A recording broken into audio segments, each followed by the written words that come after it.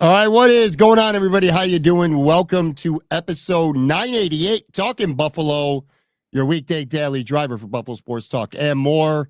My name is Patrick Moran. Thank you to everyone out there for watching, for listening. I do appreciate y'all very much. Also appreciate today's sponsor, Sunny Reds, 1531 Abbott Road. Dollar wing night Wednesday nights. Actually, 50-cent wing nights on Wednesday nights. What the hell am I talking about? The best deal you're going to get for wings anywhere in Western New York. Every other Saturday, they have karaoke there. They just had it this past Saturday. That place was popping. A great place to be. Sunny Reds. All right, on the video side, anyway, we are live. Of course, you can watch this or listen to this on demand at any time. I am joined, as usual, for these late Sunday night chats by my buddy down there in Queens, Joe from Queens. What's going on, man? How you doing? Doing all right. About to crack open a beer and, what do we got to talk about today? What do you want to talk about, as Cody Rhodes used to say or say? We are going to great setup, man. For everybody who's listening to the show, we will spend some time today talking about a podcast that our buddy Tyler Dunne put out a couple days ago with his guest Jim Manos, where Jim kind of, I don't want to say he laid in the bills, but I think he put some truths out there about this team and how much Josh Allen covers up some other flaws on this team. So we're going to spend some time talking about that today. I thought there were some really interesting points. Jim had some pretty poignant comments. We'll kind of dive into that. We'll spend a little bit of time talking about James Cook and, his public contract demands, a little bit of comparisons. We've seen this, in the past with a handful of players. Spend some time talking about that as well. We're going to do a Mount Flushmore tonight of the worst Bills free agent signees that we can remember. Maybe I'll get a prediction or two from you on some things that may happen for the Bills this coming off season. I'll say this too. Tomorrow's episode, by the way, Talking Buffalo, is the 7-year anniversary of the show. Wow. So 7 years. Tomorrow's show. I'm gonna have Tim Graham with me. He's gonna be my guest. Tim was my guest on episode 2 back in February of 2018 when the show, second week that it launched. When did I debut? I was in that. Was that the first or second episode? Though? You were there very early on. I'd have to go look it up. I don't know. You and Tone Pucks were the two guys that would be on. Carpaccio was your first guest. I remember. It was Sal. It was Sal. So at the very beginning of the show, Sal Carpaccio was my first ever guest. Tim Graham was second. Then I wanted to kind of mix it up and be different. I had an 80s book writer on the show for week 3. Somebody, I honestly, no disrespect to him, but I don't remember his name anymore without it seeing in front of my face. But anyway, I had that. Episode 4, I had Doran Dickerson. Remember him? Buffalo Bills tight end. Doran Dickerson, still talk to him to this day, by the way. And then I came back. I had Skursky in 5 and Tyler Dunne was 6. That's how, it was Moran Analytics podcast back in those days. But look at that pandering lineup for you to pander to. 6 episodes in a row. But that was when you used to have two guests on every episode. Yeah, I would have a guest, and then I would have I would come on at the end or Tone, and I'd be like, "Hi," and yeah, I was like the main event, I guess. Or it was weekly at that time too. The first 11 or 12 episodes, I only did one a week, and then I kind of got up to 2. Well, you need to find out when my debut, because I definitely was in that early part. I've been doing this with you for like 7 years. We had a breakup. We had we had the drought. Well, no, the drought happened. So 2 seasons ago is when we had our breakup. Like, you weren't really on at all. Not this past season, obviously. Yeah, but I'm just saying, but I was like the emergency quarterback you kind of had me on when, I don't know, someone got sick or you couldn't find anyone, and I'm like, yeah, I'll do it, sure. And I was the emergency. Now I'm a pillar. You are a pillar. You are a staple on the busiest show of the week, usually anyway, the Monday podcast. I was like a jobber, and then I became like, a worker, a good hand, as the kids say, when I was an emergency quarterback, and now I'm in the main event now. So you can count on wrestling terminology making an appearance on Talking Buffalo literally every single week here. By the way, let me ask you this real quick. And then, like I said, we're going to dive into plenty of Bills stuff. We literally, at least you quite literally, about maybe 5, 10, 15 minutes or so ago before we went on the air live here on the video side, just got done wrapping up watching the final season of Cobra Kai. We're not going to talk about Cobra Kai today. No spoilers or anything like that. But I will warn you folks, if you are everyone dies. No, just kidding. Go ahead. If you're a Cobra Kai fan, like Joe and I have been throughout the 6 seasons of the show, I would suggest the final 5 episodes just dropped on Netflix last Wednesday or Thursday. I'm going to give you a couple weeks. Okay. Go watch the show. Go watch the final episodes. Joe and I will definitely have at least a segment of an episode dedicated to discussing that. Kind of feel like we have slightly different, not completely different. Well, I feel like here's what I think is going to happen, because you are always with this show. You have always liked it right away, and then you rewatch it, and you're like, And I feel like you're going to rewatch it before that first batch. Yeah, and the first batch. Yeah, and I remember you told me that, and I feel like you're going to watch it, and you're going to be like, okay, it's going to go down a little bit, and it's fine. It was fun. Look, I'm going to miss it. Like, I'm going to miss that show. Maybe. We'll definitely talk about that. Like I said, sometime within the next few weeks. Real quick, too. So you're in New York City, obviously. You're in Queens. Yes. I'm here in Buffalo, specifically West Seneca. It has just been an absolute, and I've been complaining like a little baby on social media, I admit it, but this weekend, man, it's just freezing cold, windy, and nonstop snow. Literally, I just looked at the weather report. It is not supposed to reach 27 degrees this entire week going into next weekend. How's the weather been in Queens? Because this shit has sucked in Buffalo this winter. Yeah, terrible, man. It's been shitty. I mean, we got some snow. I think we're supposed to get a lot on Wednesday this week, but we got some snow last week. It's been cold. Yeah. I'm not. It sucks when you have a kid and he's 18 months and like. Here it's you want the weather to be good so you can take your kid outside and take him to the fucking playground and have him waste his energy. And you can't really do that. So instead he's running back and forth on a tricycle in the hallway that's like, 7 feet long, or 10, it's a New York City style apartment. So yeah, I'm over this bullshit. I just keep telling myself, look, we need like another month. Usually sometime in March, it kind of, warms up a little bit. Like, just give me to the 50s. Like, that's all I fucking want. Like, I would take the 40s right now. I have not seen the green part of my lawn, and Jesus, Scott, it feels like it's been 5-6 weeks. Maybe it hasn't been, but it feels like that. I did a little bit of research too. I forgot about this. I'm an old dude. My memory blows. Last February was actually quite literally the warmest February in the history of Buffalo ever. I don't really remember it as such, but it was. And then I did a little bit of research too. Did you know this? Fun fact for everybody out there. Buffalo, on average, the average temperature is the 4th coldest average winter city in America. Wow. I did not know. I never knew that. Minneapolis is number 1. Milwaukee is number 2. Grand Rapids is number 3. And Buffalo, New York is 4th. The 4th lowest average temperature during winter of anywhere in the United States. Never knew that. Congratulations. Good job, buddy. You made it to the Final Four. And hi to all of our people in the chat. Everyone's saying hello to us, and thank you everyone for being here. C Rose and Mark. I'm going over the friend Amy, old school friend there. Amy car was coated in ice this morning, even with the remote start, couldn't get in. You know what, Amy and everyone out there in the North Towns, don't feel sorry for you, man. You barely ever get any of that shit.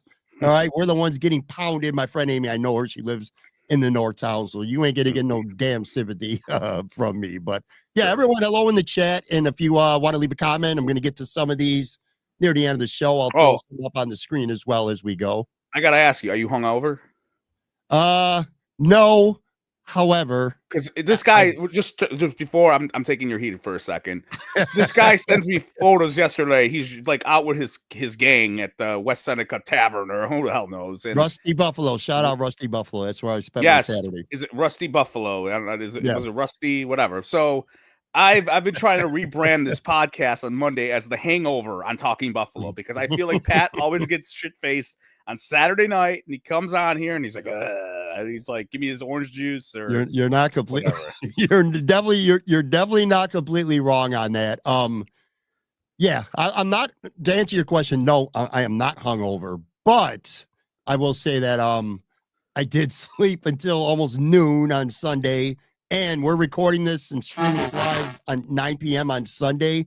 I also took a nap from about 6:15 to about 7:45, so another 90-minute nap in. So I've slept till noon, and I also took a 90-minute nap. So that's probably, I have slept off my my hangover right now. Can I read this comment from Anus Campbell? Okay, so is this a Josh Allen bone stroker podcast? not exactly. No, I don't think so. Good segue though. Yeah, no, we're not gonna go good segue because I have one more question for you. Go ahead. I always make fun of your drinking because I think you're an alcoholic, probably. I'm a 1 day a week. Okay, you're still an alcoholic. No, I'm just kidding. How many drinks does it take you to be drunk where you're like wasted? Like, what is it? Because I'm gonna guess. Because you do beers and then you do not too strong of beers, but you do cocktails more or less, right? I almost exclusively drink beers. Sometimes I'll mess around with some like those new Sunrise kind of like vodka seltzers or vodka drinks or so. Yeah. Okay. So low calorie like those. Okay. So what do you need? Like 9 of those to like? Depends. I first of all, I'm getting older, so I feel a little bit quicker. It also depends on how much I ate or how tired I am. Like, to be honest with you, Saturday, not to get into my drinking day, nobody gets. No, we need to. I'll say this, man. This is an intervention, like Sopranos. It's not an intervention. I was pounding some pints on an empty stomach, so I was feeling it relatively early on mid Saturday afternoon. I'm a day drinker, by the way. I love day drinking. To me, there's nothing better. The perfect life is this. If you're going to have 1 day a week to yourself to have fun, this is the perfect life. You go to bed relatively early on Friday night. You get up early Saturday. You're productive. You get shit done, whether it's around your house, running around, whatever it is you got to do. You get that done Saturday morning. You have yourself a nice, big late breakfast or early lunch. And then you get your ass out to the pub by about 1 o'clock, 1:30, maybe 2 o'clock at the absolute latest. And that's when you start to put the beers away. Because typically at the very latest, 9 or 10 p.m., I'm over it. Like, my night's over. Like, I'm ready to go home, whether it's taking an Uber or from one of my buddies is going to be around to drive me home. I never drive. That's my day. So I am a day drinker. I am not that dude who goes out at 7, 8, 9 o'clock and comes home at 2:30, 3 o'clock in the morning. Very, very rare that ever happens with me. So anyway, it's my 1 day a week, man. Anyway. All right, let's get it. Kind of going back to that Josh Allen boner comment. It kind of I don't know if that's we'll call it a segue, but Tyler Dunne, like I said, a buddy of ours, a guy that we both like and respect very much. He has a podcast on his Go Long, and Jim Mouse joins him from time to time anyway. And that's one of my favorite shows because, with all due respect to a lot of Bills content creators and media out there, a lot of those shows, including this one, to be honest with you, at least sometimes feels a little more fan driven, like fan perspective. This feels the Tyler Dunne podcast I'm talking about. It's very unemotional. They're very detached emotionally from this football team. I feel like they speak objectively, and there's no fandom in anything that they say whatsoever. So I put a lot of stock and a lot of value to that. Tim Graham's another one who will be on the show tomorrow. I love Tim's podcast. Him and Jonah do that same reason. It is a very emotionally detached, objective, Buffalo Bills based type podcast.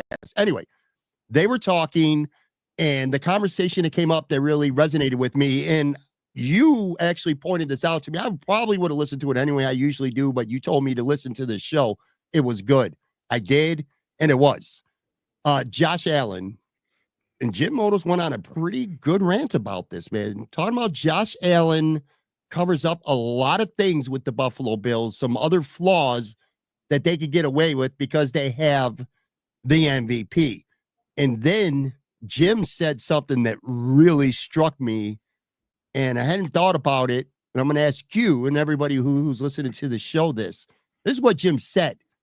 He says Jalen Hurts, who just won the Super Bowl for the Philadelphia Eagles, Jim said on that podcast, and I encourage everyone to go listen to it for yourself. He said that the Bills wouldn't even be a playoff team if Jalen Hurts was the quarterback of the Buffalo Bills and not Josh Allen. Let me start by asking you this here in real time. Do you think that's accurate? Do you think that's inaccurate? If Jalen Hurts was the Buffalo Bills quarterback this season and not Josh Allen, are the Buffalo Bills a playoff team? I only disagree with him for one reason and one reason only, and that's it. And that's because I think the AFC East just sucked this season. Yeah. So the bar was really, really low to make the playoffs. But generally speaking, I feel like you know what he was saying there. Yeah. Do you, for the most part, agree with him? Yeah, I would agree with him in that regards. Like, in terms of Actually, you know what? I'm let me backtrack that. I do think they would make it, but it's because of you said like the AFC is just a terrible dumpster fire.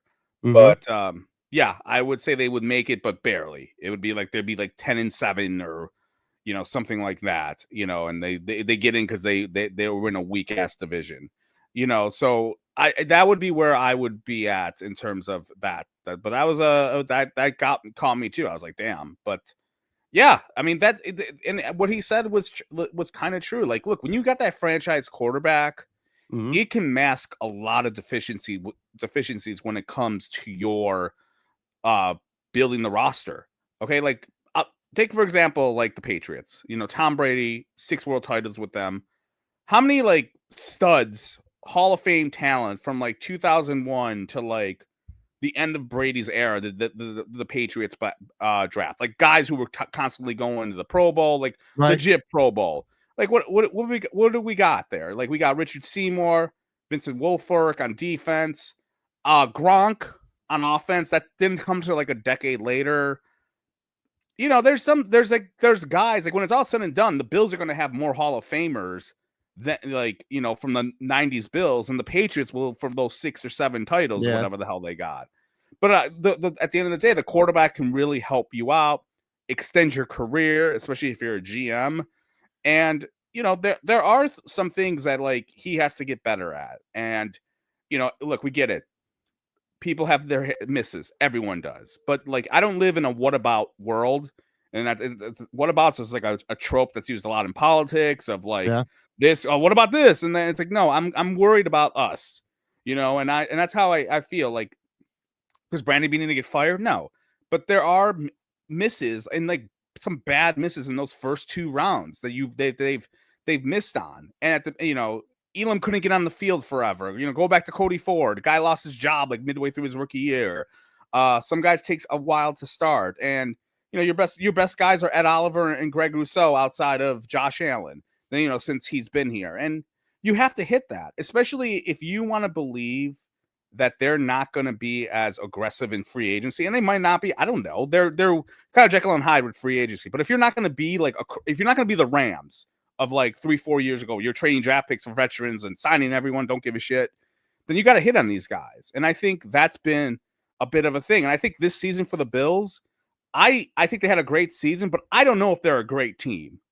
And I really wonder that sometimes when you look at the roster, like, hey, they were a good team. And some of the teams they like in the playoffs, I think the Ravens shot themselves in the foot, a couple of times. But they're a very good team. But are they great? I don't know. You know what I mean? I don't. If you look at the roster, but he has to be better at that. And I'll kick it back to you. It's not just him. It's McDermott, because I still believe to this day that McDermott has a big hand in who they're picking. I still think they have it to where, going back to New England, it's a lot like Belichick kind of picking guys, and he's got his pro personnel guys and he's got his GMs there. I still think it's McDermott's running the show. That's my opinion. I could be wrong.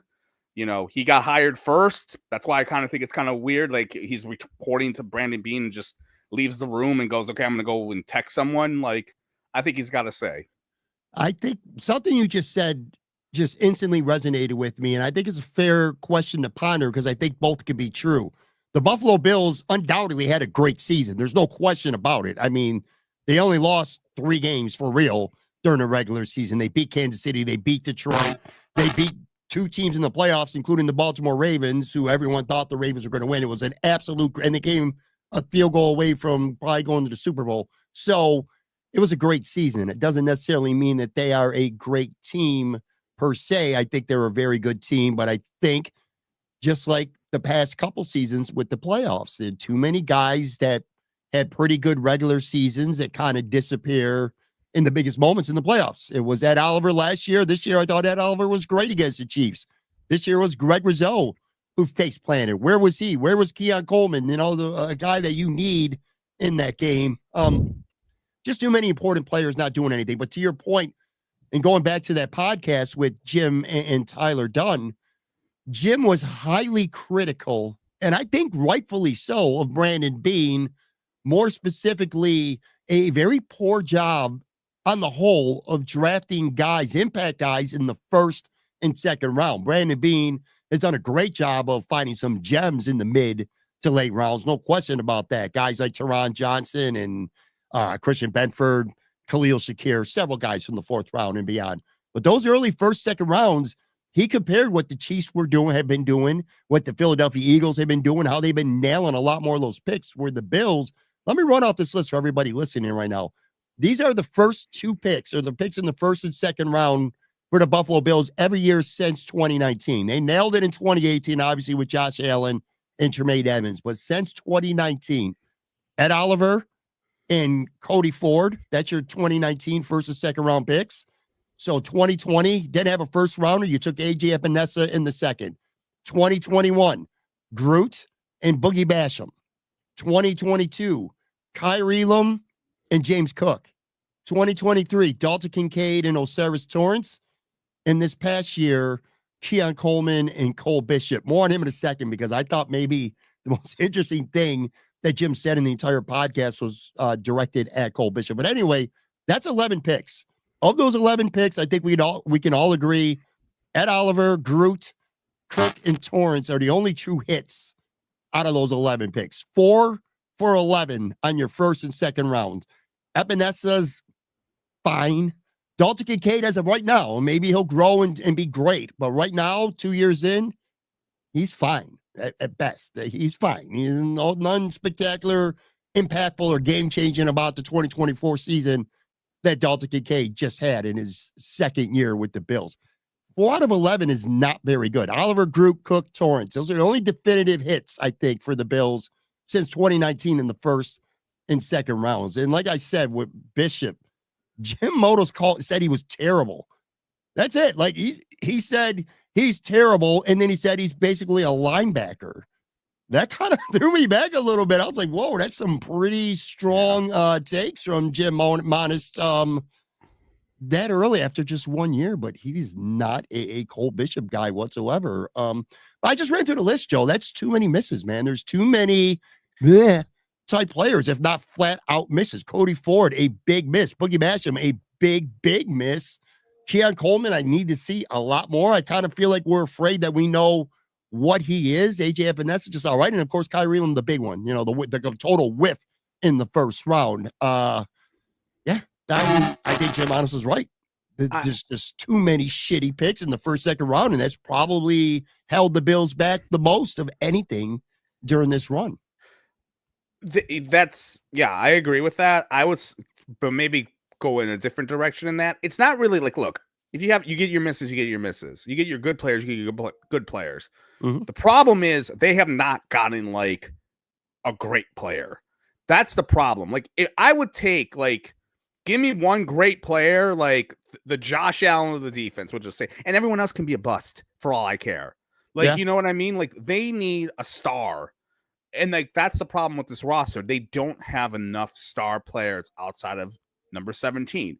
Even James Cook, Roussel, they're good players, but I don't know. They're not like, oh my God, I'm not gonna if they're not playing, and you have an okay backup, I'm not gonna lose sleep over it.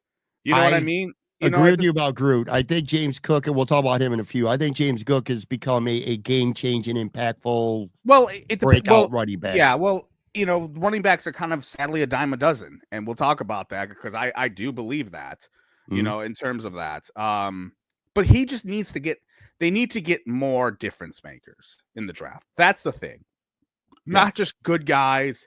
You need a difference maker. One or two guys who teams are going to be scared of. They're going to be in that conversation every year for the second team all pros and all that sort of shit. That's what they need. They don't have enough of that. I agree 100%. I want to pull up a comment here.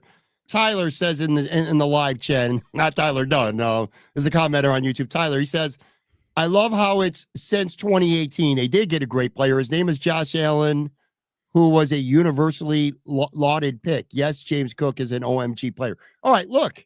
Yes, you're right. I mean, since 2018, but you're a good GM. You want to be a Super Bowl winning GM. You got to nail a pick more than once every 7 years.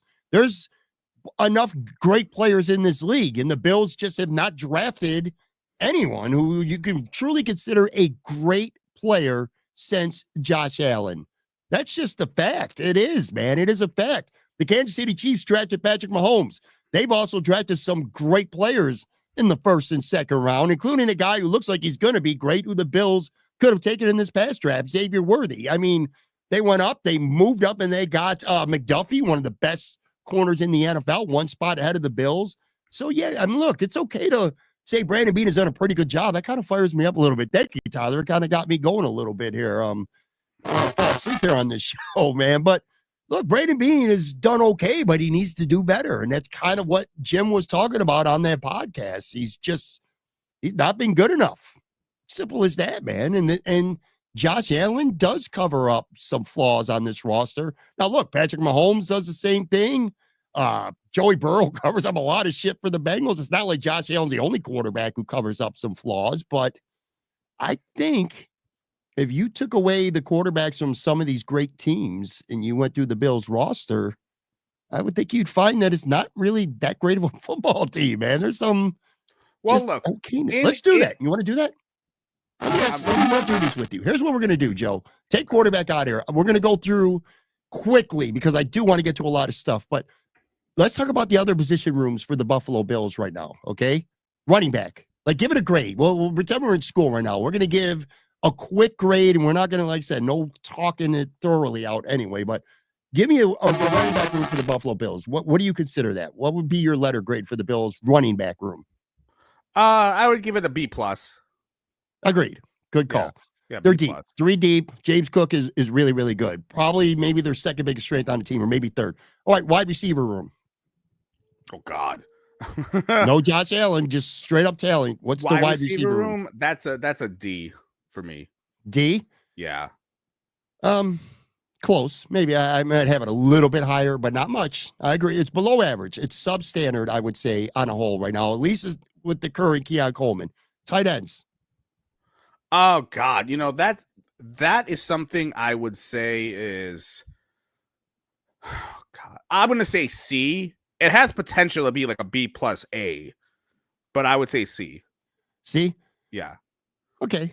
Average. Sounds about right. Tyler had another good comment. I'm going to get to that towards the end of the show in response to what we just talked about. So I'm going to save that for the end. All right. Offensive line. That's I would say B plus. Me too. Maybe, yeah, best part of their. I think it's the best part of their football maybe team even right A, now. like minus, after the quarterback. All right, so offensive line. You had a D in there and a C without Josh Allen. The offensive line and the running back room is good. Let's switch gears and go to defense. Defensive line. And this is something. Prefacing this by saying Brandon Beane has put a lot of financial and draft resources into this position for years now. What's this defensive line to you? I would say C. Agreed. I agree with you. Greg Rizzo is he's great at times. He's good at others. Ditto for Ed Oliver. And then you never know what the hell you're going to get from anybody else. That's, I'd say a C as well. Linebackers. B plus. B plus? Yeah. I mean, there is injury concerns there. Like with Bernard and Matt Milano, who knows what's going to happen to him. I liked how Milano played down the stretch in the playoffs. There's still a little bit of hope for me. Sure. In terms of but I would give them a B-ish. Yeah. Okay. It's not rare, but I think this is one of those categories where I actually disagree with you and I would have it a little bit lower. I thought Milano's injury factor is a concern. His age is a concern, although he did flash for sure in the playoffs. Dorian Williams, certainly some potential. Terrell Bernard is a good linebacker, but honestly, I don't think he had that good of a season. I thought he was much better in 2023, to be honest. We'll see. I mean, again, coming off injury, and we'll talk about that as well later in the show because the Bills' strength and conditioning coach got fired, and we're going to talk about maybe why. And guys like Bernard might be part of that reason. But anyway, all right, so linebackers, pretty good grade. Corners. Corners, I would say B. Yeah. Agreed. I mean, maybe B plus. I mean, I like them. I like Benford. I like Johnson. I like Douglas. I think a lot of people are kind of shitting on him a little bit too much for my taste. I don't know why, because he didn't have interceptions or he's older. He didn't have literally any interceptions. I know he didn't have any. We talked about that. We predicted we were wrong. Yeah, we were wrong on that. But I like them. I would go to bat with them next year if I could. What did you say? A B? Yeah, B. Yeah, because Tehran and Benford are both near the top of the line. Yeah. Rasul to me is a drop off. No depth there at all. Anyway, all right, so B, and then safeties. Safety, I would probably say like a C minus. Yeah, C minus, maybe even a D plus for me. Yeah. Jim Manos does not think very highly of the future or the present, at least anyway, of Cole Bishop. Yeah, Taylor Rapp is okay. Again, too many injuries. I'm not going to get into a Damar Hamlin conversation today. Everybody already knows what I think of him. He is a NFL rosterable player. I do not think he is a starting caliber, even decent starting safety. So anyway, a lot of B's and C's. There's not really, look, that's not bad. Okay. We're not saying that this is a top 5 team, in terms of the draft next year, if Josh Allen were to get hurt. And lots of other teams got flaws on the roster, just like the Bills, but there are a lot of flaws on this team. I guess that was the point I was trying to make for everybody. I think the safety play is weak. I think the defensive line play is incredibly inconsistent. And I think the wide receivers and tight ends, we'll count them both together, have issues getting open, getting separation, being impactful, game-changing players, aside from potentially Khalil Shakir. So there are a lot of flaws, per se, on this roster. I'll tell you this, too. The chat is pretty popping right now, the live chat. So jump on in. Everyone's very go angry afterwards and do a replay live. But they're kind of they're ignoring us, and now they're kind of going back and forth with each other. Yes. Marino's legacy is very angry at people right now. But I digress. Look, I'll just say this. This season was very hard to give a very proper assessment to like Brandon Beane, like roster building. They were in cap. They had cap issues. They had to cut a lot of guys. And yes, the roster took a step back in terms of like the talent wise, but still you went 13-4. It's great, blah, blah, blah. But I think we'll see a lot. I think we're going to see moves this offseason. I'm hoping we do. But I feel like that's where, he still has to hit his picks. We got that right. But this was a tough, Beane said it himself. It's a transition year. He said it 10 months ago after they traded Diggs. And, one thing that Mano said that I do disagree with, like, he was like, oh, you shouldn't have extended Stephon Diggs. He's only good for 2 years somewhere. I don't know about that. Like, he at the time, no one was saying that. And he only had one juncture where he wanted out of Minnesota. And it made sense. Like, Minnesota was just like, they weren't as good. So, I don't really know about that in terms of like, he shouldn't have extended them. I would have extended them. Obviously he deserved it. His numbers were awesome. But, this person, Mark, I'm going to take your heat. The cap issues are Beane's fault. I mean, I don't know if it's Beane's fault in terms of that. Like, that's, you got to pay guys. Like, who are you saying at the time? Like, no, don't re-sign Trey White. Don't re-sign Poyer. Don't re-sign Hyde. Like, you had no choice. Like, the extensions. I mean, the Dawson Knox one is the one that does burn my ass because I would have waited on that a little bit, and they did it really fast for my taste, and it's been a terrible contract, for a bit. So, but what they did was they did a lot of work with a bad cap situation, and they went 13-4. But yes, he still has to hit it though, without question. Look, bottom line, before we get to a quick break here and come back, talk some James Cook. These guys, the Buffalo Bills are going to go out in the offseason. They're going to add. Whether they take a big swing or not, they're going to add. They're going to draft. But as much as anything they do, short of going to get a Myles Garrett or a Max Crosby, these guys that being picked early in the draft, they got to break out next year. They got to be much better. Dalton Kincaid has to be much better. Keon Coleman has to take a big step. And Cole Bishop has to pan out because you're razor thin at safety. And you got other worries on this team right now. You need Rapp and Bishop to be the starters out there and be good. You need a higher higher ceiling, I should say, at that free safety position with Bishop than you got with Damar Hamlin. So these guys got to hit. It comes down to that as well. Anyway, I'll take a real quick break on the video side. We're literally going to be back in about 5 seconds, and we'll get into some other things.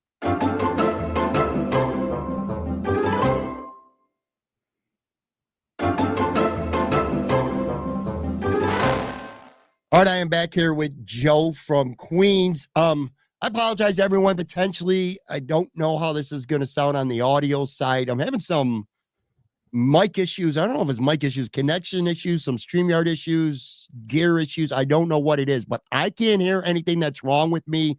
But you pointed out that there's been some issues where I've been cutting out. I mean, it might be my headset. Maybe no, I suck. I don't think it is, because I had a couple people who listened to the show on last Friday, reach out to me and say that my mic was going out, or some things weren't. The mic would sound hot. It's your fault. And, all right, I'll take over the show then. You just nod. I got it under control. Okay, it's all me, buddy. All that. I don't want to go through the whole saga again about James Cook, because we covered this literally on back-to-back episodes last week. But James Cook was definitely the story of the week for the Buffalo Bills. He's getting very public about his contract demands. Your boy wants $15 million per year. Fans obviously are, have strong reactions to that. Like I said, for the most part, I already covered that. You brought up a point to me that would be fun to talk about. People who listening can chime in as well. Former Bills players who've kind of done this before. Now, maybe a little bit differently, because, this is a different new age with Instagram and stuff like that, with social media. And it wasn't, it's easy to do back in the day per se. But there's some Bills players that you brought up to me that have pulled stuff like this before, publicly, outwardly. And 4 of them you named to me. I'm trying to remember who I named, because it was 2 Jason Peters. That one, Peters. I'll you can name the names and I'll riff on them. Peters was a guy who I felt, and the reason why I brought this up was just the kind of fan reaction. Like, are you for it? Like, do fans like this, or do they hate it? Mm-hmm. Like, or do they always? I've always felt like when someone wants money, fans typically are with the organization more so than the player, depending on how good that player was, or if he's a star. If he's like a famous star or person, like when I say famous, like just someone like a household name, I think they'll back up him a little bit more. But Peters was a guy who he held out in 2008. I was like, he was one of those guys who was he's going to the Hall of Fame for one thing. He was undrafted. They signed him to play tight end, and then like they made him into a tackle, and then he signed, I remember, it was like a 5-year, $10 million deal. And then next thing you know, he's awesome. And like he wanted a new contract, and he held out, and he talked about it. I remember, and like when he came back after week 1. I remember that year. He came back and was like, yeah, they should. I'm like, I'm not, buckling down. Like, he was kind of a dick about it, and he should have been. Like, he needed to get paid better. And I remember Ralph Wilson was like, I'm not bending for anyone. And I'm like, okay, great. This is going to end badly. And, they traded him for a draft pick, for 2 draft picks. And Eric Wood was one of those draft picks. And I think Chris Harrison was the other one. But I just remember at that time, and you tell me how you felt. I know you don't have a good memory because it's all booze up there. But I just remember fans were not happy with him. And I was like, Jesus Christ, like, this guy's great. Like, give him a new contract. We're paying him like a backup tackle right now. Yeah. What do you remember? Not much. You don't remember. Good job. Remember. I remember that he had issues with it, or that he wanted a new contract. I know he deserved it. I don't really remember much. Let me add too, real quick, people who are watching this live, not waiting for the podcast, but are actually watching this video stream live. Let me know in the comments if you're hearing any microphone issues. I'm trying to diagnose what the issue may be. Let me know if something's wrong, specifically what you're hearing. Anyway, the next guy, there was 4 of them. I want to get to Bruce Smith. Yeah, Bruce Smith. I was a youngin' when he was here. I mean, I was in my teens, and I just remember every couple of years he would always hold out, and like he would want money. He would complain. Whoever got paid more on the defense, or like close to him, he was like, you got to up me.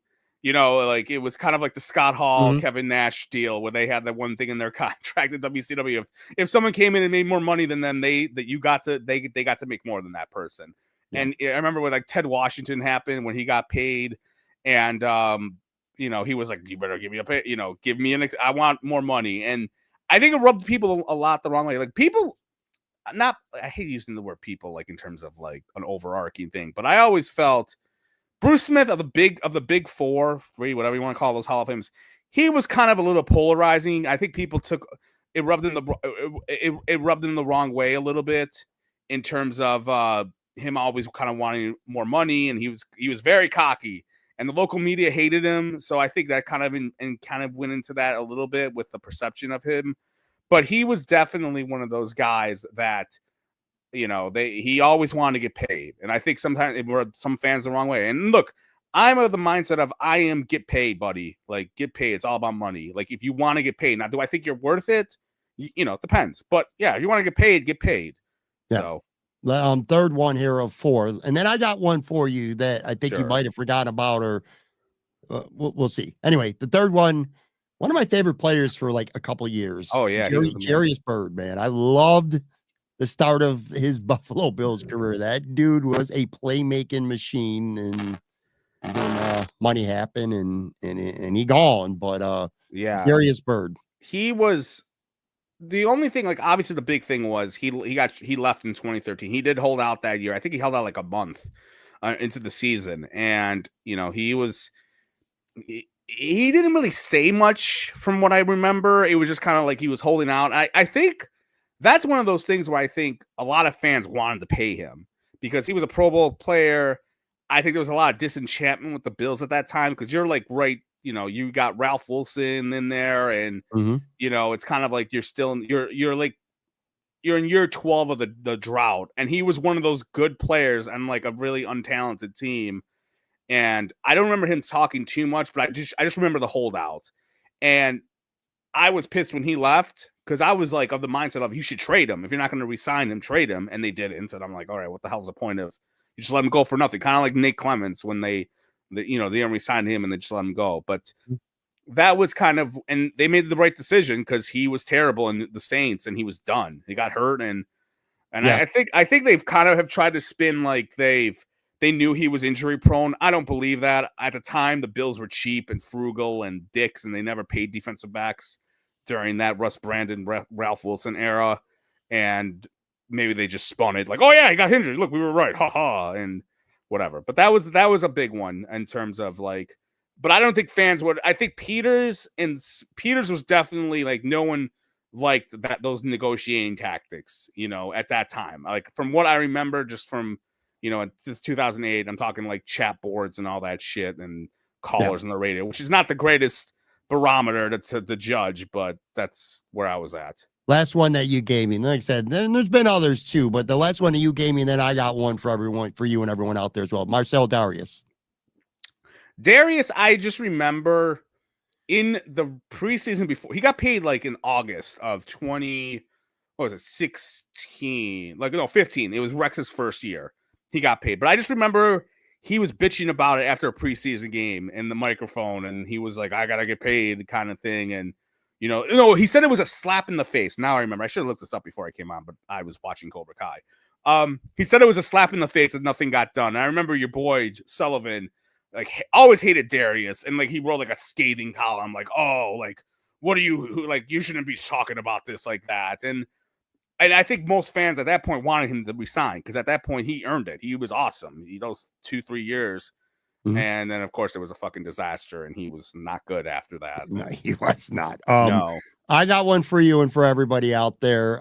Maybe the most famous Bills contract dispute going back to the early to mid 80s. It was actually my first favorite Buffalo Bill, Joe Cribbs. Joe Cribbs wanted a new contract. The Bills, Ralph Wilson would not pay him. And back in those days, in that time, the USFL was a thing. And Joe Cribbs, actually, because of a contract dispute with the Buffalo Bills, went to the Birmingham Stallions of the USFL in 1983. They went to federal court to decide this. The Bills took them to court to try to block them, saying the Bills had a right to match any offer, including another league. The Bills tried to block it. Didn't work. Joe Cribbs ended up going to the USFL over a contract dispute for 2 years, 83, 84, finished his career with the Bills in 85. He was completely washed at that point, but that was a big contract dispute for the Bills back in those days. Let's not forget number 12, Jim Kelly. He went to the USFL, same thing almost. I don't know. He didn't want to be here, though. I'm not sure if it was a contract thing. He hated, like Willis McGahee, hated Buffalo and he wanted out, man. I kind of remember with Willis, though, people that he was doing that to get more money, or I don't know. He wanted more money, so he knew they weren't going to pay him, and he had another year left. Because he started talking shit like in 2006. That's when he started being a dick about like they should just move it to Toronto, or I hate the women here, and I feel like he was trying maybe to get traded so he can get an extension, because at that time the Bills really didn't pay running backs. Like there's so many, like the Bills would pay people, they pay certain people new deals, but others they didn't. And running backs were those guys that they just, unless you were Thurman, they weren't. Ralph was like, nah, we'll find him in the draft, and all that sort of stuff. But 100%. I got it kind of takes me back a little bit. Let me ask you one other question about James Cook. Just get right to cut to the chase. Our point was this: it's not unprecedented. There have been plenty of times where Bills players have wanted bigger money. And with the potential audio issue, because I have seen a couple comments from people, I just got to let things play out for this episode. I don't want to start messing with connecting, juggling wires and stuff. I don't want to take a chance of ruining the stream. So hopefully it's not too bad. And hopefully I can get it fixed by the next episode tomorrow. Anyway, just simple question here. Does James Cook deserve the money that he's asking for? What is your opinion on that? Because I have an opinion, and I'm starting to feel like it's a semi-unpopular opinion. I don't say a completely unpopular opinion, but do you think James Cook deserves, let's not even say 15 million. Do you think James Cook deserves a very, very big contract? Because that is literally what he is seeking at this point. He deserves a contract, just not here. And my thing is this, a few things. One, I'm very cemented in my running backs you can find anywhere. And I still think to this day, Devin Singletary, Zach Moss, they would have done well in this offense, because in my opinion, Dorsey and Dable, they did not care about running the football. They were like, screw this. We're going to pass our way into the Hall of Fame. And I think Brady, with the help of Bean, because I think Bean wants this to take pressure off the defense. We've talked about this. I think that's what the commitment is at. And I just think it's a system. I think running the football is about a system. And Cook barely got 1,000 yards this season. And, and I'm not saying he can't get like 15. He probably could, but I think the Bills have it to where we're going to have a platoon. We're going to have 2-3 different running backs in here, and they're going to rush the football. And the only way I would sign up for it is if they had other weapons that I had confidence in. Like if they had, they went out this offseason. Let's just say they decided to sign T. Higgins. I would be more open to extend Cook, because it's like, okay, you're set at your number one wide receiver. You have your weapon. You have guys that have proven themselves. Maybe if Dalton Kincaid had a good second year, then I'd be like, hey, all right, pay this guy, or there's other, it's a luxury extension to me that you just don't have enough other guys around there. If they did, then I would be like, okay, yeah, sure. Because then it's like, we already got some guys. Let's keep the nucleus here. And it's running the football. And I just feel, we watched that Jets game, and, what's his name? Davis was awesome in that game when Singletary was out. 130 yards in total offense. Again, if you're committed to the run, you can find running backs, and they're committed to the run. And that's kind of where I'm at. Like, it's a tough debate. I don't want to slam the door on it, but right now I gotta see how much he's gonna make, how many years, and I don't worry too much about mileage yet, because in my opinion, look, you got Saquon Barkley and Derrick Henry are still kicking ass, and he ain't got mileage. Cook ain't got mileage. Yeah, and I'm saying those other guys are kicking ass still. They're older guys, and I think a lot of the reason is like, the hitting isn't as bad as it used to be in like the 90s, 2000s, and all that sort of stuff. Teams don't run the football as much. You're not rushing Emmitt Smith 400 times like you used to do back in the day. So I don't buy the mileage that one. My thing is, it's twofold: the replacement part of I think you could put anyone there, and also they don't have anything else that I'm like, oh, I like this guy on offense. It's the skill position.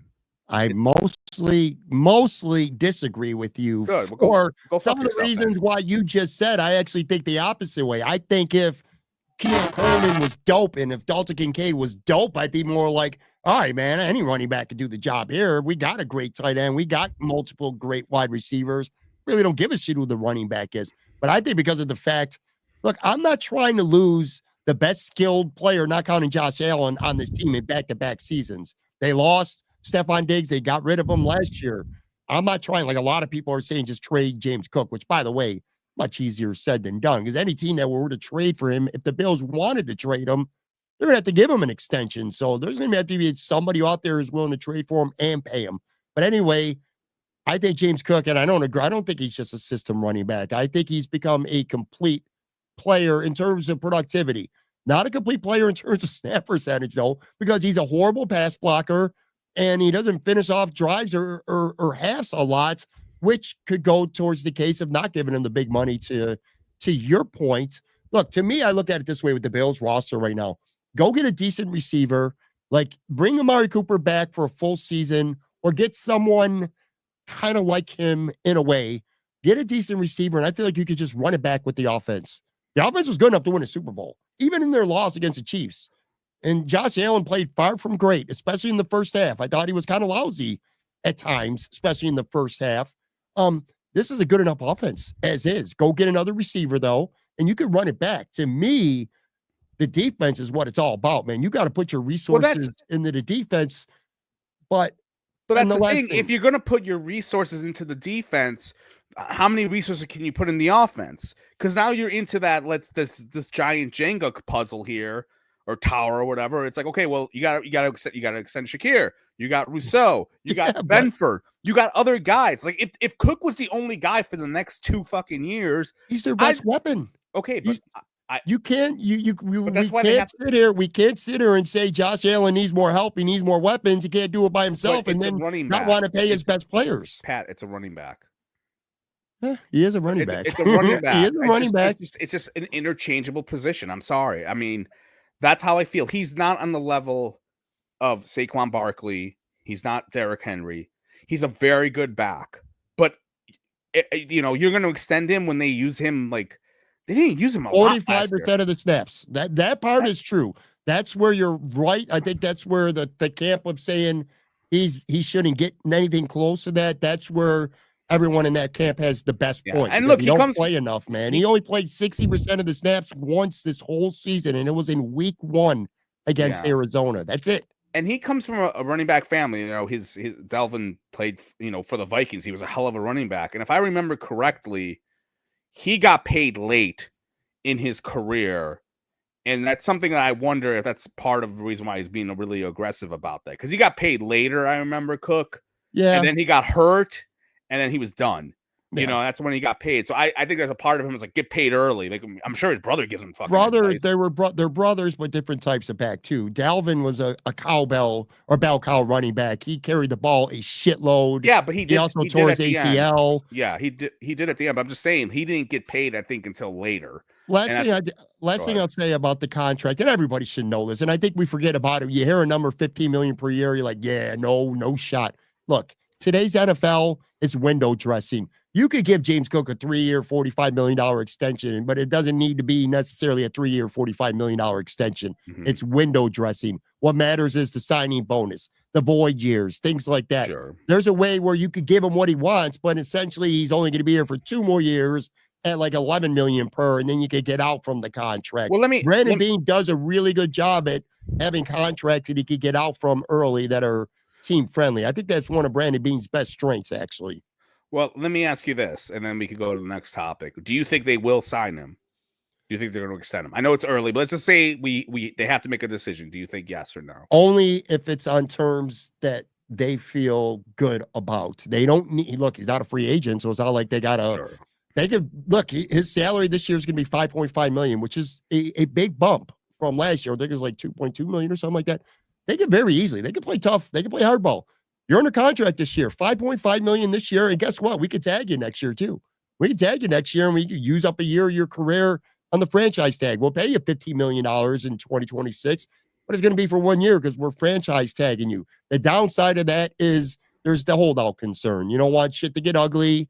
Holdouts are very rare though now. They really are. I know the Jets just went through it with Hassan Reddick and all those games he missed, but players might miss camp and they get fined.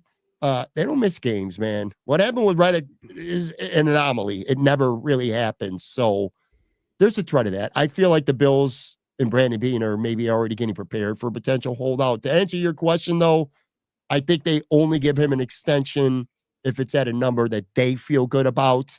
They're not gonna. Well, I don't you think can he's say their that about priority. everyone. Like they'll extend Mac Hollins if they like his. If he gets a good deal. I think a guy like Christian Benford is a priority and a necessity. They might have to overpay him to extend him more than they want, because if you lose Christian Benford after this season, you're starting over at corner. If James Cook got traded tomorrow, to your point, Ray Davis is an adequate running back who's probably got more upside still to go to. Ty Johnson comes back, you go get a $2 million RB3 somewhere. But if you lose Christian Benford, you're starting over at corner, that position. So I would say he's a much higher significant extension candidate and priority than somebody like James Cook. They've drafted 4 running backs in the first 4 rounds since 2019. And it might be another one this year too. That tells me that it's kind of a money ball. It could be a money ball situation where they're just sort of like, hey, we got to replace him, like, buy. And that's how I would do it as a GM, unless you are setting records and like, or you're like, dude, 16, look, touchdowns. Yeah, but how good was he in a lot of those games? And like in that AFC Championship game, that touchdown he scored against the Chiefs on 4th down, that was incredible. That was all him too, man. You're right. I mean, he's a really good player, but I think other players you can replace that. The only reason why your logic is 100% right. I agree with your logic. I just think James Cook is a better player. I think he's a lot more.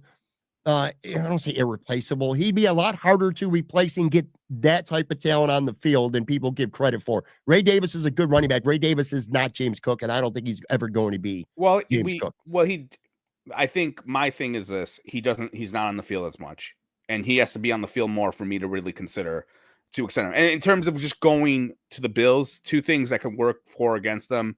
If you believe the Carolina Panthers like model from like the 2010s when McDermott and Bean were there, they did pay running backs. Like they paid Jonathan Stewart, they paid D'Angelo Williams money, they paid Christian McCaffrey money.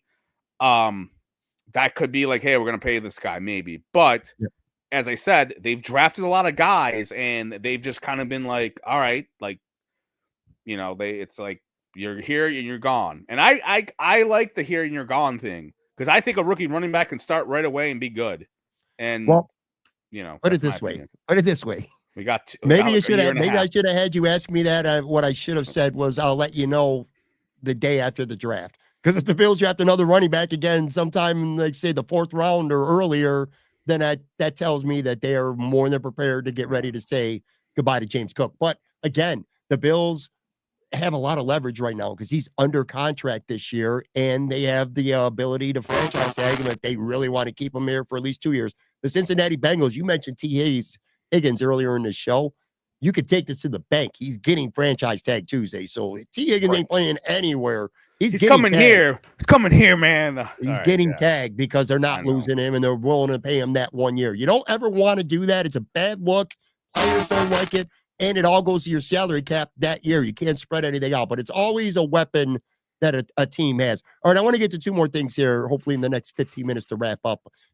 The Bills this past week fired their strength and conditioning coach, Eric Ciano. He had been with the team since 2013. Kind of felt a little weird, plus a little late in the offseason, but like this was a reasonably healthy team compared to other teams this year. But I think, and I want your quick take on this too, I think the reason why he might have gotten fired is there are a lot of guys on this team that got hurt and came back, but were not the same players after they got hurt. And a couple of them, Brandon B mentioned and called out by name, Keon Coleman especially. He was not the same player when he came back from his injury. Dalton Kincaid struggled this year coming back from an injury. He was not the same. Dwayne Carter flashed early on, got hurt. He wasn't even good enough to be active at the end of the year. And I mentioned him earlier. Terrell Bernard, I thought was pretty good this year, but not what he was last year. He went on IR for 3 or 4 games he missed, and he struggled as well. So you think that's like the biggest issue? The players just came back and too many players weren't the same after the injuries that they had. I don't know. Possible. It could be like maybe they want certain players to be bigger. I don't know, and he didn't want to get them bigger. I have no idea. I mean, they haven't hired a new guy yet. I'm assuming as we recorded this, they haven't hired someone yet. Maybe another guy recently got fired, and they were like, "Hey, let's get this guy, and he's better." But yeah, all those reasonings are accurate, and I'm sorry not to add more to that, to be honest with you. But like, I mean, you took my heat as always, because I just like I could add to that. Yeah, it is kind of weird. Like he was there for like 11, 12 years, and you would have thought. I mean, they had injury issues when 2022. They've had every some year. Years. It feels like They've had injury issues in the past. I mean, a lot of them I blame it on the fucking turf, because that AstroTurf bullshit sucks, but. I don't know. Right. This year wasn't bad. Who knows? There's not really anything else to add. I again, maybe they have someone specific in mind already, just like I think with special teams, when somebody became available, they found out maybe that's when they made their move. But I think that would be the core of the problem. And that's just I'll give you a hot take. This is kind of a hot take-ish. Like, they brought in the special teams, the new coach, who has experience. He's been a special teams coach before. Which is very rare for them to bring in someone that has experience elsewhere at the same position. And I do wonder, there's a part of me that wonders, like, if the Bills were to have like a down year next year, like, is that something where McDermott would be more open? Because I'm thinking, and look, right or wrong, probably more on the wrong side. I think about the Eagles, they won the Super Bowl, and Sirianni he had to fire his offensive coordinator, his defensive coordinator last year. They stripped him of play calling. And they brought in two guys who were established coordinators in Fangio and Kellen Moore. And like he kind of became a CEO type. And I'm wondering if they have a down year next year, just in case. This is me spitballing. Like, does Sean McDermott entertain that? Like, hey, bring in coaches with different ideas who aren't proteges, because everyone is like promote from within, all that sort of stuff. And they went outside in this juncture and got a veteran coach. I just wonder, and again, I'm thinking that's like way down the road. I don't even want you to clip this. Don't clip this on Twitter, because I know you will. Because then people will be like, "Oh, you want to fire McDermott or something?" I don't. Like, I'm just saying, like, it's interesting that they brought in a guy with way more experience, and if it's something that happens next year, I don't know. There's curiosity if he would have. We'll see. That's it. Sorry. Let's get to. By the way, people, if you're a YouTube fan, and I hope everyone is subscribed to the show. If you haven't, please make sure that you follow. I'm not. Subscribe. Oh, it's gonna cut me off. You are the worst at letting me get my promo heat in, man. But anyway, there is actually a live in real time, and the chat always replays when you watch it on YouTube. So even if you're listening to this, you want to pop on YouTube later on. Matt, two of my favorite commenters who are here every week, and they always comment, Maz Vids and Marino's Legacy, have literally, I don't even think they're paying any attention to you and I at this point. They have just been going back and forth debating each other for this entire episode. I actually look forward to when this is done, going back and watching this and going and seeing their dude, I'm telling you, I want to just do a chat podcast where we just read the chat, we read the comments, and we're just gonna. That'll be boring for people who only listen, won't have any interest in that. But anyway, well, you can read the comments, dude. That's what they may have some interest in potentially is our Mount Flushmore. We haven't done one of these in a while. Here it is.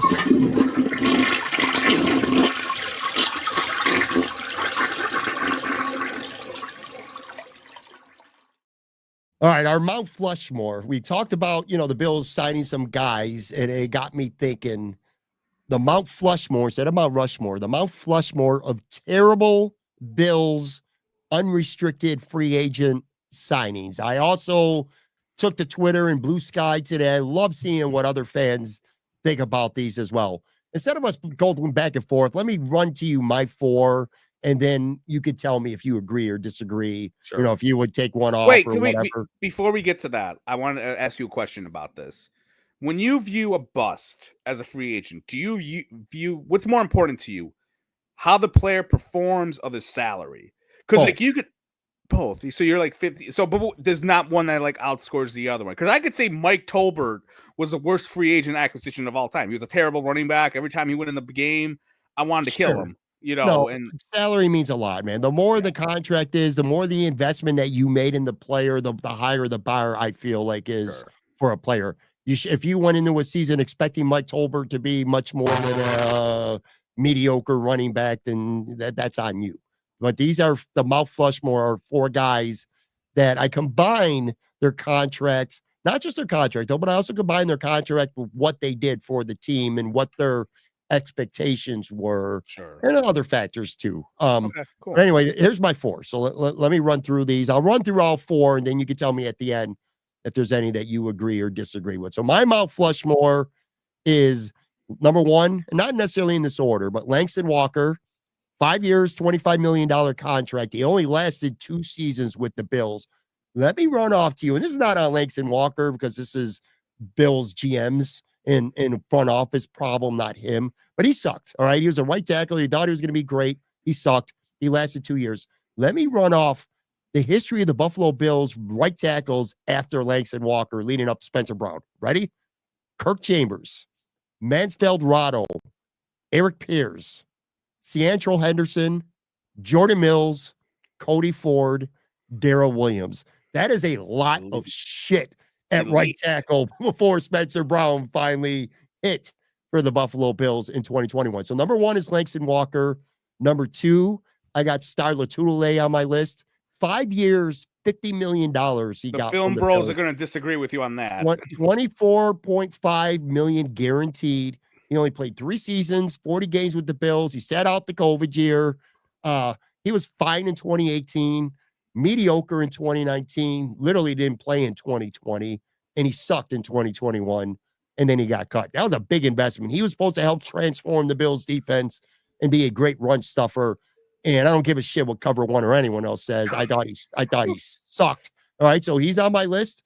Vontae Davis is on my list. Rest in peace, man. Vontae Davis. All right, but look, 1 year, $5 million contract, not the biggest contract, but he was here to be a starter, man. And he quit at halftime with the Chargers game in September. Levi Wallace ended up becoming the starter after he literally quit. But a second-year young Trey White with the veteran Vontae Davis, that was the vision the Bills had. They bring him in, and he lasted a couple games and he quit. He quit and retired in the middle of a football game. Third, and this one a lot of people might not agree with, but I got Charles Clay. 38. All right, so listen, it's because of the contract and expectations, all right? $38.5 million over 5 years. The Bills gave him $24.9 million guaranteed. $24.5 million of that was in the first 2 years. They front-loaded the shit out of that contract so the Miami Dolphins could not match it. They thought they were outsmarting the Dolphins, and they were going to get a game-changing, impactful type tight end. He played 4 years with the Bills. Production-wise, okay, 178 catches, 1,822 yards, only 9 touchdowns in 4 years. His average during the Bills, his run, he averaged 3.3 yard or receptions per game and 33.7 yards per game. So 3 catches for 34 yards per game was his average. So those are my 4: Walker, Lotulelei, Davis, and Charles Clay. And I do have a handful of honorable mentions, but what do you think of that list? I agree with Langston Walker. He's on my list. I'll just add this about Langston. He got cut the next preseason. They switched him because, going back to Jason Peters, they traded Jason Peters, and the genius plan of Russ Brandon and John Guy and all those dorks was, we're going to move Langston Walker to left tackle. And that's what they did. They moved him to left tackle. He was horrible. I remember in the preseason game, I watched this Green Bay game, and he just got lit, and they cut him, and he was gone. And so he was not a good player. Okay, so my guys, I'm surprised you didn't mention Derek Dockery. I think he played pretty. I know he's the popular. Yeah, I thought he was pretty good though. I didn't think he was the problem with the Bills. Yeah, so many problems, but I didn't think he was that bad. And that's where I asked you about salary, because they paid him. I mean, look, he didn't make $50 million. He got whatever he got, but he was only there for 2 years, and he wasn't worth it. Like they cut his ass, and he was fine. He just wasn't worth that money. But he's on my list. I had the other thing, I'll go through my quick. I didn't agree with, and I'll tell you why I don't like yours afterwards. I'm going out of order because I'm an idiot. Mark Davis, or what? I didn't look it up. Mark Anderson, you mean? Anderson, thank you, Jesus Christ. Mark Anderson, he's on that list. Mario Williams here. They added him. He had 2 different years with the Bears, and Patriots had over 10 sacks. I was like, wow, this is a great signing. The defensive line is going to be great. He played like 5 games, got hurt, never heard from him again, and he got cut. And that was a pretty crappy deal. Mm-hmm. So that's my third one, and then my fourth one. I hate to do it, but I'm going to put Von Miller up there. And it's honestly it's not his fault. He got hurt, and it clogs up a lot of salary cap. It's the biggest. I mean, what? It's like the second biggest contract they've given out ever, probably third. I don't even know. And they got him for second.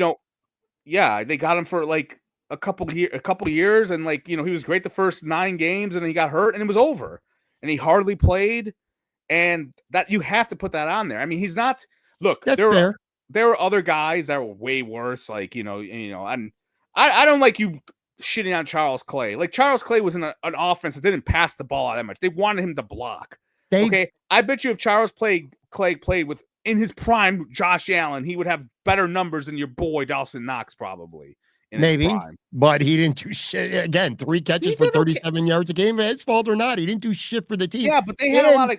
They gave him killer money in those days, and they did it thinking they were outsmarting the Dolphins. They front loaded all that money, so Miami couldn't match them. But I thought it was fine. Go ask Joe Biscaglia. He used to like him, and then I agree with Joe over you. So, all right, so I like your Von Miller one. That's a very good one because you basically got 9 games of Von Miller, the real Von Miller. Yeah, and then you've seen a shell. And he didn't even fucking play in the playoffs, man. It's the first time I swore. We went over an hour, and I don't think either of us swore on this episode. No, I swore before you were. I swore Did before. You swear? Yeah, you were just getting your stuff in. You were ignoring me. He played 16 and 17 snaps in the last 2 Bills playoff games, man. That's not good enough. Yeah. And with his contract, now you could say the story maybe hasn't been fully written yet with him. Who knows? Maybe he's a hero next year. Who knows if he's even on the team? But yeah. Trent, you know what else I had on my honorable mention list? Trent Murphy. He sucked, bro. That dude was terrible. 3 years, $22.5 million. He was another film bro that the film bros loved him because he sealed the edge. They were wrong about him. He sucked. He sealed the edge. Larry Triplett sucked. Oh, do you remember Cornell Green? Vaguely. He was a left tackle. So I think it was 2012. Cornell Green, they got him from the Raiders. They signed him to be their left tackle, and he was awful. And they gave him a 3-year, $12 million deal, and he was their starter. And the only thing I remember is he beat up his wife with a mop handle, or his girlfriend with a mop handle. So great fucking signing over there, dipshits. But he was terrible. Andre Davis was kind of bad. Remember him? They got him that 1 year. He wasn't very good. He's all right. I mean, he wasn't good. He wasn't good, but yeah, he was. I don't know who else was. Who else you had as honorable mention? But those guys were sure. Yeah, they weren't great, Bob. Let me get to the last thing I want to ask you. Oh, Bobby Shaw. He was terrible. Remember him? Yeah, but he was again. What was your expectation of Bobby Shaw? No, he was their third wide receiver. Peerless Price got traded. They needed someone to step in because they were putting Josh Reed as number 2, and they needed a third guy to take the pressure. And Bobby Shaw came in.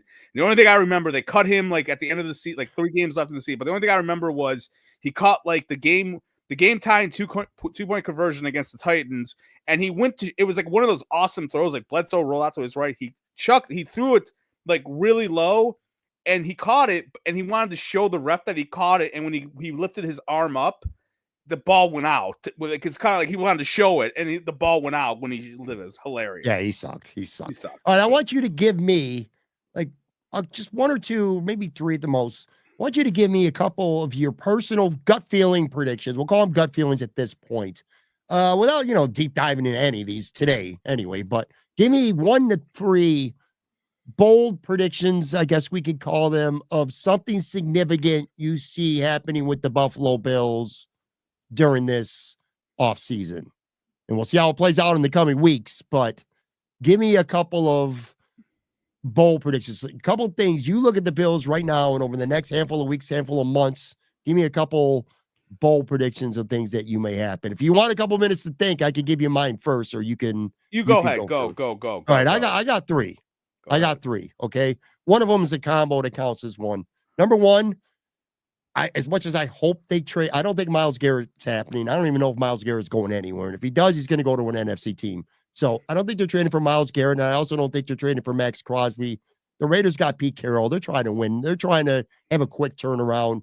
I don't think it makes much sense and plus you'd have to pay a heavy price. I don't think the Bills are going to trade for that edge rusher they need. However, I do think they're going to give Khalil Mack a nice contract, find a way to fit him in.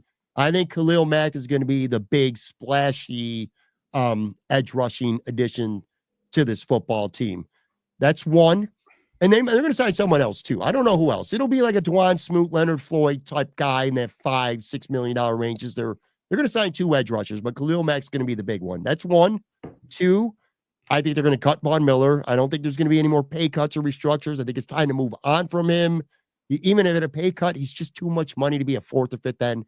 So they're going to cut Von Miller, and they're going to cut DaQuan Jones too. So both of them.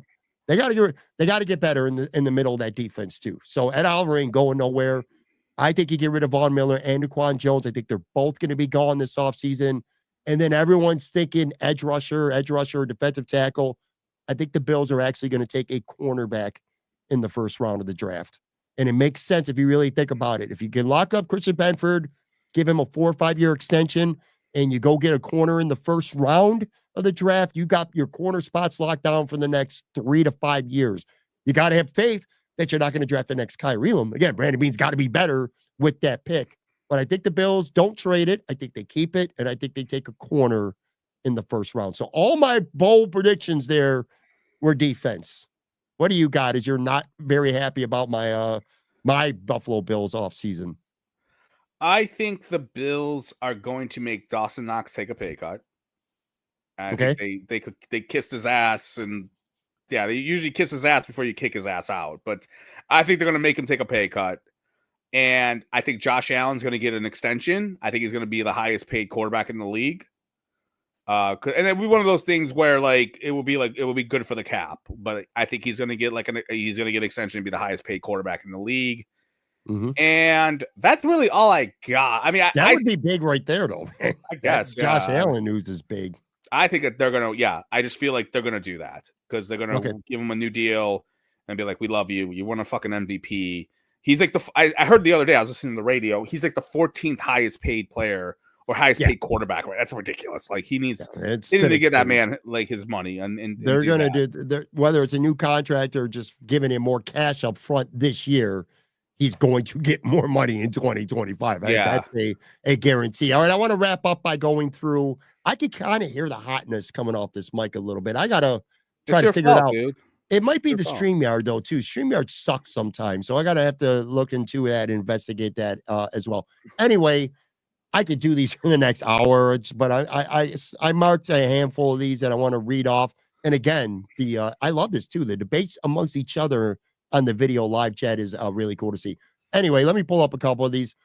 Annis Campbell, who this is a mystery to me. This is somebody who knows me because they've been talking some stuff about my bartending days in the chat too. But he said members of the Josh Allen, what is that, Bone Stroker Club were blaming everyone, including the peanut vendor in Section 312 for his performance against the Texans. All right, he sucked. I don't know about that, but you and I were on this show after that game. Yeah, he was not good. He was 9-30. He was fucking 9-30. Yeah, everyone was pissed, and then they traded for Cooper the next week because he was dying. Exactly. Alex Barber said, "I would like to thank Joe for Queens for a great year of sticking it to the content bros." Yeah, I gotta give it to the Bills beat bros soon. I've been making fun of content bros a little too much. I gotta make fun of them. Oh, I will though actually because they're going to the combine soon. And they're gonna brag about going to a steakhouse and eating cocktails and seeing sheets on the fucking road. Like they've never seen a gas station that has food there. I can't wait for those selfies. Anyways, go ahead. I'll make fun of them when that day comes. No bones about it. That's why they should just trade those picks to either move up in the draft or for a stud pass rusher. Hey, all right, that's going back to the early part of the show where we talked about how Brandon Beane has really struggled to hit on these first and second round picks. The theory, I like the theory. Go get yourself a guy who's going to help get you over the finish line as opposed to relying on rookies that you've been spotty with in the early part. If you're desperate, it takes a lot longer for a defensive lineman to develop in the NFL than it does for wide receiver. And I say that because if you draft a defensive lineman like an edge rusher in the first round or the second round, there's a good chance he's not going to really play all that much or be effective the first 1 or 2 years because it takes a while. Like some guys, they could be instant guys, but the Bills, for the most part, the defensive linemen they've had, even Ed Oliver as a rookie really didn't do much. Rousseau was okay, but they You do that in the draft, you're gonna have to maybe, I don't want to say redshirt them, but don't rely on them too much that first year. So it makes sense if you want someone right away. I agree.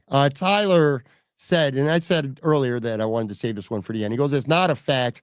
Matt Milano is a great player. Christian Benford is a great player. The draft is not a science. QBs are supposed to cover flaws.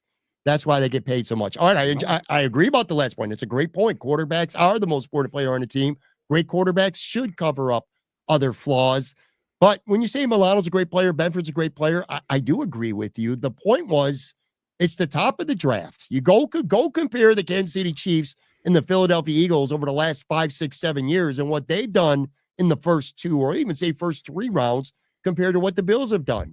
It's pretty evident that the Bills have not done as well as some of these other teams at drafting high. Yes, they have hit on mid to late picks. That's awesome. Don't forget Milano is a Doug Whaley, Jim Manos draft pick. It's not Brandon Beane. Absolutely. No. And look at it this way too, real quick here to stay on that. Go back to that Chiefs AFC Championship loss a handful of weeks ago. They lose by a field goal. Kyrie Elam, your first round pick, was out there embarrassing himself straight up. And your other first round pick from last year drops a pass on 4th down that maybe wins the Bills the game.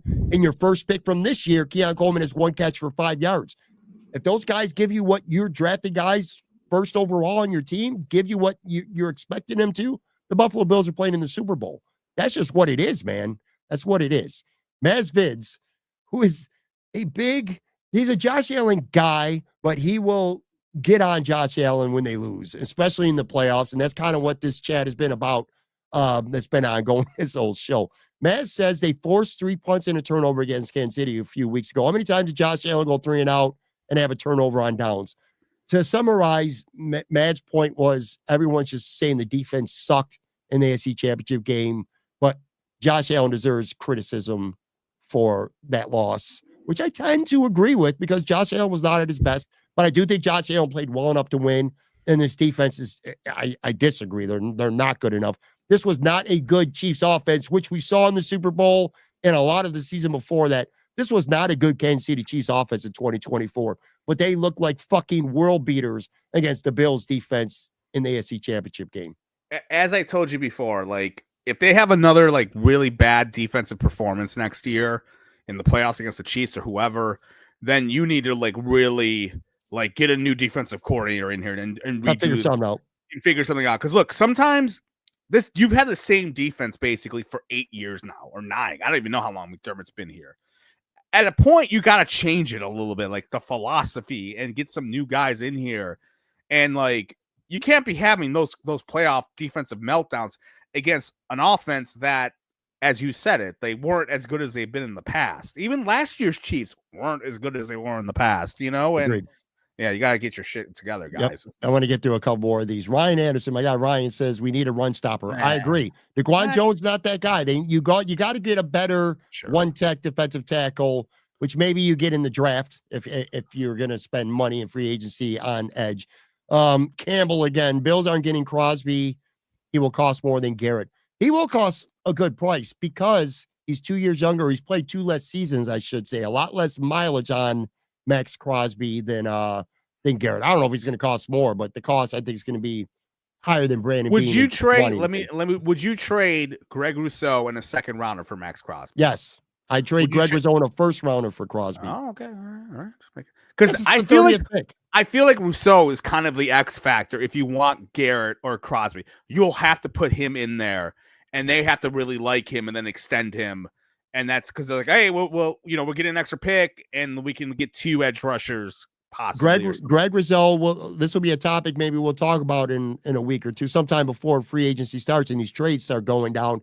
He has an interesting potential. We'll call it, I guess, a throw-in candidate because he's got a pretty low cap for a pretty good defensive end. 13 point whatever million this year is not that much money. You could get a year from him and decide if you want to and try to extend him, or you could try to extend him at a time of a trade. Who knows? All kinds of options, but it is interesting. I don't think it's ridiculous to think that Rizzo could be part of a trade. Mark says Cook is great. He ain't elite. Let him walk. Fuck it. Yeah. Yeah, okay. I guess. Bold prediction, we get Micah Parsons. That'd be great. I'll give my... It could happen. Look, again, another discussion. I plan on actually diving into this with Matt Warren on the show Wednesday too. Does Brandon Beane truly just keep knocking at the door thinking that ultimately at some point he's going to be able to get in? Or does he say this offseason, you know what, I can't waste another year of Josh Allen's prime. I know that we got to be better on the defensive line. We got to go get Max Crosby. We got to go get Micah Parsons. We're going to do something insane this offseason. It's on the table. It could happen. That's what's going to make for an interest. I don't know what's going to play out that way, but you should have every reason as a Bills fan to be very intrigued by this offseason because it could go that way. Last comment I want to get to for today. I, of the moment, I just heard that mic crack. I, of the moment, said, gut feeling we pick up 2 defensive tackles in the draft. Joe from Queens will be sick about that. Especially if they're early. I'll say this. I am not hating defense like I have in the past. As of now. Now I got to see what happens in the offseason. Like if they go in the free agency and get more defensive linemen, then we got to get 2 defensive tackles in the draft, then I'll probably be a little annoyed. I can't ignore defensive line. I can't ignore it. Like I would love to. I would say I love to go out there and get my offensive doom. They need some guys without question. Yeah. Last one, too. I want to stick this in there, too. I, at the moment, also said I like Coleman. He's a great guy, but his skill set is that of a later round pick. I'll say this. He's got plenty to prove. I look at him as a jump ball guy right now. A guy who go up and get those jump balls. He can be physical. He's really good at, improvising when a play breaks down, but can he get open? Can he run routes consistently? Can he beat you with separation early in routes? Can you trust him to get, 75, 80 catches over the course of a season? I am not confident in that right now. He is going to have a lot of pressure on him next year. As he should. It doesn't help that you're sandwiched between Worthy and the Chargers guy, McConkey, as like guys you drafted who were great as rookies. And like you and I lived through the horror of like, oh, they picked Gronk over, or they picked Russell Wilson, or they picked TJ Graham over Russell Wilson, or Terrell Troop over Gronk. We lived through that horror. And I don't want this to be that for them because we're going to sit there and go, with all the hype for the wide receiver train that they picked the freaking caboose or whatever. I agree 100%. All right, guys, that's going to do it for this episode. Almost went 90 minutes here. Nice, healthy people watching it in the live chat. I do appreciate everyone who watched this live. And of course, everyone who commented. Check this out on demand anytime you want, video or audio. Appreciate you guys very much. I'm going to look up this week. I'm going to let you know because I know you want to know. I don't know why you care, but you do.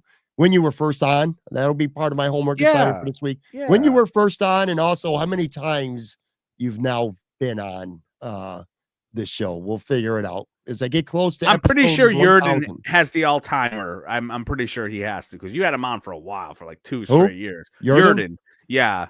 Yeah, like, he's up there. It might be you at this point. Though. I'm gonna do the math at some point. I had him for about 1.5 years every week. Yeah, but he wasn't on that much before that, and he hasn't been on much since then either, especially over the last year or so. So I don't know. It would definitely be close. We'll figure it out. But anyway, all right, that's going to do it for this episode. Like I said, our 7-year anniversary episode tomorrow. Special guest with me, Tim Graham. For Joe from Queens, I'm Pat Moran. Talk to you tomorrow.